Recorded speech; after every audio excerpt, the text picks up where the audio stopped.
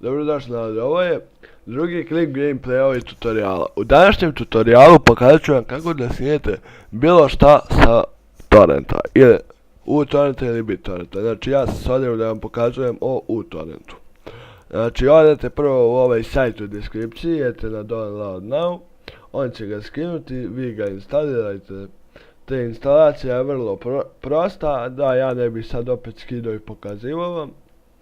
Onda odete na ovaj drugi sajt, birate buy koji će vam isto biti u deskripciji. Kucate ovdje šta god, znači na primjer Batman Arkham Origins. Idete games, birate search ili games ili movies ili šta god. Pardon, ili audio ili video ili šta god. Znači idete se, idete ovdje.